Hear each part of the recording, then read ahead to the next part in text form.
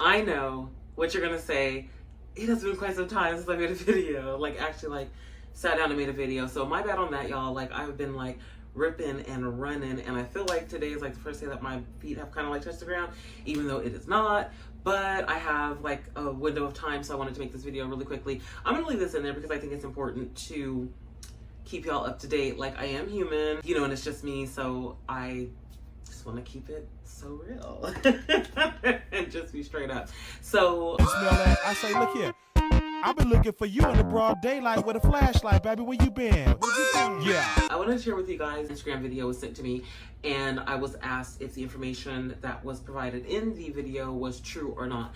And so really quickly, here's the video. 5 things I would never do as a money protection lawyer. Thing 1, I would never leave my assets to my kids. Instead, I would leave all my assets in an asset protection trust, naming my kids as the beneficiaries. Thing 2, I would never add my kids to the deed to my home. Instead, I would utilize either an asset protection trust or a revocable living trust. Thing 3, I would never hold my business or rental properties in my personal name. I would hold these assets in an LLC and assign my ownership interest upon death to my trust. Thing 4, I would never let my family go through probate. I would utilize a revocable living trust. Thing 5, I would never get sued, die, or become incapacitated without a plan in place. All right, so first of all, shout out to who sent me this video. This is someone that I very much love, I very much respect. This is someone that I've known since like my banking days, and I remember when I first left corporate and I was like starting out my first company. For those of you who didn't see my origin video, my first company, the name was like so generic. I just named it Financial Literacy. I know, the creativity was like not where it should have been. But anywho, and like when I was like just starting out, this person was basically basically the only person that was like sending people to me just based on the strength of how I took care of them when I worked at the bank. So thank you for, you know, looking out for me when I was first starting out, like trying to get, you know, my shit together, and sending people to me and asking me questions because you keep me on my toes. And like I said, I don't know everything, y'all. I'm just really curious. Like I like to know certain information. But anywho, so that was the video. A few things, because this was new to me. I have not heard of this type of trust. I have like general knowledge of trust. Like I know what it is and the purpose of it, and but I'm not a trust lawyer. So quick disclaimer, I'm not a lawyer. I'm not a trust lawyer. I do not study law. If you have questions in regards to things along the lines of like trust, I can find a trust lawyer for you.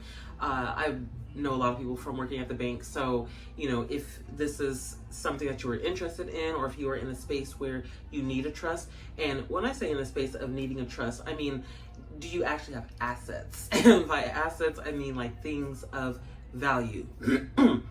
And when I say things of value, I'm talking like real value, like real estate, gold, silver, land. Of course, you got access to some clean spring water. That's the best asset right now.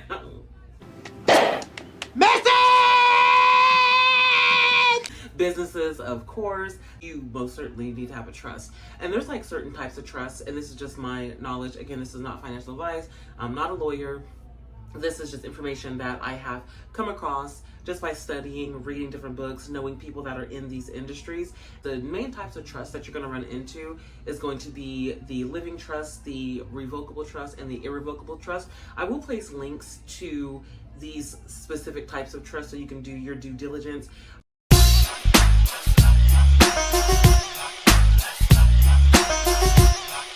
Have like a foundation that you can stand upon before you seek out a professional, so that you at least like understand what it is that you need before you go out and try to seek, you know, someone professionally to take care of stuff for you, just so that, you know, you don't get like taken advantage of. Anywho, this trust is new to me. I've like never heard of this, but apparently there's certain states that allow this. So this trust is to specifically protect your assets from creditors and bankruptcies. Why it's not allowed in all 50 states, I don't know. I'm not a lawyer. But if this is something that you are interested in and you live in one of those states, look to a lawyer that actually studied this and see what they say. If it may be great for you, it may not be great for you. It could just be some Instagram clickbait, to get you to follow whoever made this video. But anywho, so yeah, y'all. So yeah, when it comes to like trust, when it comes to things that are of like a legal nature, always seek out a professional. So the American Bar Association, you can go to their website, type in anybody's name and see if they are a actual like licensed lawyer. Now there are people that are ridiculously versed in American jurisprudence and they didn't go the corporate route, and they know what the hell they're talking about. For those of you who want to stick with the American Bar Association route, I will also link that so that you can check out, different lawyers for different things that you need. And while I'm on the topic of that, same goes for investors, right? If you watched my origin video, I believe it's my first video ever, my first or second video ever. But anywho, so I got my licenses, my 663 and my 663 and life insurance licenses from Chase Investment Services Corporation. And when you study for those exams, the 663 life insurance and the 7, you are placed in a federal database, and it just shows anyone that wants to basically like pull your card. It just proves that you were licensed, what you were licensed for, and who sponsored you to get that license. So yeah, I want to conclude this video because I think I'm at almost like 10 minutes. Anywho, this trust is not available in all states. If this is something that you are interested in, follow the links and find a lawyer that can help you out in your state and do with what you please with that information. So that is it, y'all. I gotta shift gears. I got things to do, but what else? Yeah, just really quickly, the newsletter. So the newsletter, the first volume went, I think that's the right term. The first newsletter went out on Friday. So this is going to be like a weekly thing.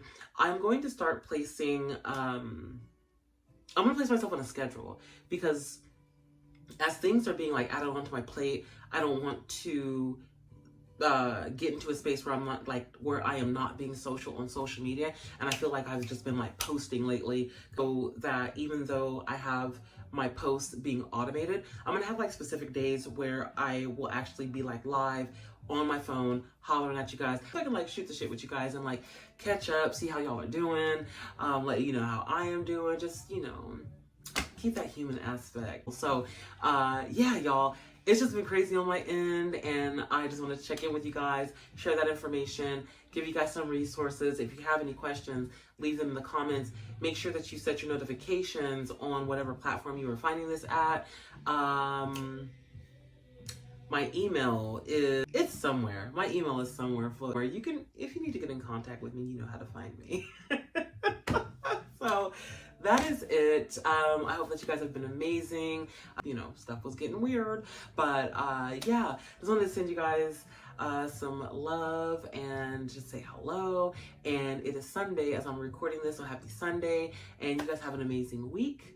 Hopefully you are enjoying your weekend, and I will see you guys very soon. And this is really because we have to live our lives still, and in the real world. It's been a process. When you share things about anything, especially that has to deal with oneself, you have to be careful that it doesn't become you, and that you don't end up becoming a slave to it. That's right.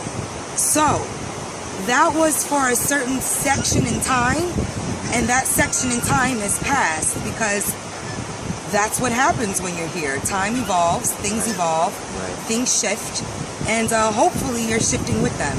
Sometimes when you're in a relationship, whether that be with your job, your mother, your father, whomever, things can become overwhelming if you don't have time to step out of your box and look at things in a different way, or just have a moment to reflect or to breathe.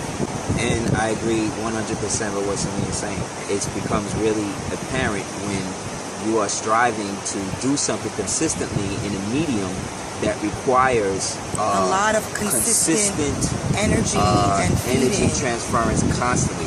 So there's an element of you that can, especially if you're, creative and you post things on a medium like this, because it's so instantaneous and because it's so immediate, it'll almost feel like the more you put on it, the more you gotta put on it. And what happens is people are always looking for the next thing. They don't take time to digest what it is you just gave them. And it's difficult because you don't want to start regurgitating the same rhetoric and becoming, you don't want to be anything. And that can happen with anything that you enjoy.